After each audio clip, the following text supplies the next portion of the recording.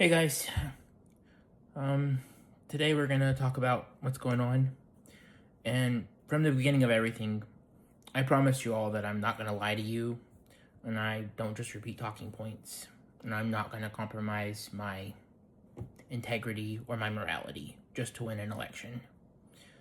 So, if you are watching this, you know me and that I'm running as an independent with the Yellow Party, and I have full autonomy to say whatever I believe in, and that's not going to just be what some party tells me to say. So what I'm about to say is going to make some people angry, but what's going on is a red line for me as a Christian and as a human being. So if you don't know, what happened was a 37-year-old white lady was in the street and she observed an ICE operation, so she was shot and killed. Masked agents approached her car. She tried to pull away, and one of them stepped in front of her vehicle and unloaded and shot her 3 times in the head. This isn't just a distant story. This is something that could have happened in Alabama, because ICE has been doing raids and stuff in different places in Alabama too. And we have some people that I've known or have heard about that do stuff where they just go observe and just make sure things are being followed lawfully. Sometimes they're not. Well, in this case, what should have happened? So, in a normal law enforcement situation, an officer would walk up to the car and they'd give clear instructions. If she refused to move, then the officer could order her to pull over or place her under arrest, but not execute her.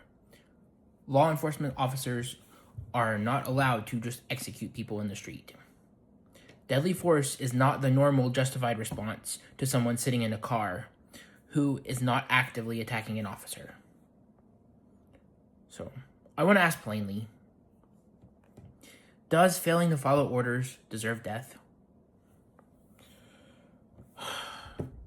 Are we really going to become a country where the people in power can just kill someone like this and then tell us it's justified?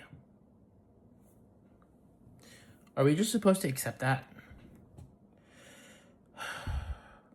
As a Christian and as a human, a neighbor, I can't accept that we just kill people when they don't oppose an immediate threat.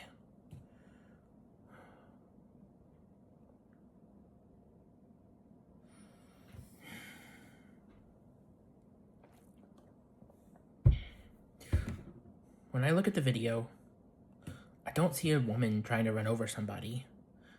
I see an agent that stepped in front of a car against what their training is supposed to be. Their training is supposed to be that you don't step in front of vehicles. I see no attempt from him to get out of the way, or to de-escalate, or to shoot at the tires. Instead, he just aimed at her head.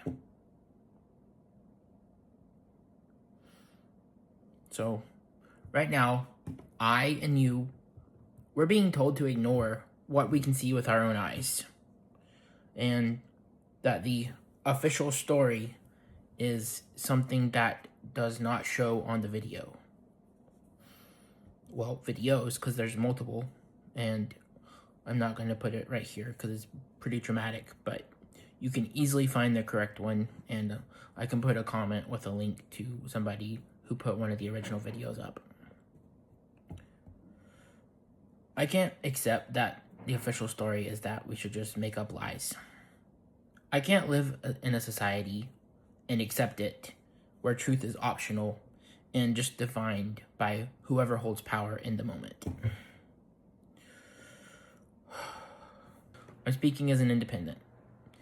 I'm speaking as a person. And I'm speaking as a candidate who answers to his conscience and to God, not to some party boss that's telling you a party line. No political party and no administration has the right to tell me that murder is okay when it's politically convenient for them. My loyalty is first to truth and my faith in God and in Christ, and then to basic decency, not to some party's label. The person who pulled the trigger was masked with no visible identification or badge number. And as of now, that person's name's not been released. There's not a real investigation or any hint that real prosecution of him will happen. This is exactly why I believe government agents should not be operating in our streets with covered faces and no identifying information. If you carry a gun and the authority of the government and you take a life, you must be identifiable and accountable. There are cases where that is what has to happen. This was not one of those. And this person, this guy, we don't even know who he is. So, with all of this, I have to ask myself, if I just go along with justifying this and staying silent, what does that make me? I refuse to be the kind of candidate who hides from hard choices, or is just going to read a script that somebody gave me, or just to keep certain voters comfortable. If I stay silent while I believe that cold-blooded murder and killing is being excused, then I'm part of the problem too, and I refuse to be part of the problem. So, as I mentioned before, we have ICE raids that happen here in Alabama and in communities just like this. Like, they're happening in our communities around the state, and not just in big cities, and a lot of it doesn't make the news. The amount of power we give to armed, anonymous agents directing to anonymous agents that are directly affecting our families, to our neighbors, our basic safety, an anonymous person should not have that kind of power. So, I'm just making it very clear where I stand on this. I meant it when I said I'm not going to lie to you just to get elected, and I'm not going to pretend that this was acceptable. I'm asking Christians and my other Alabamians and fellow United States citizens to stand for truth over whatever your party is, and for human life over political concerns.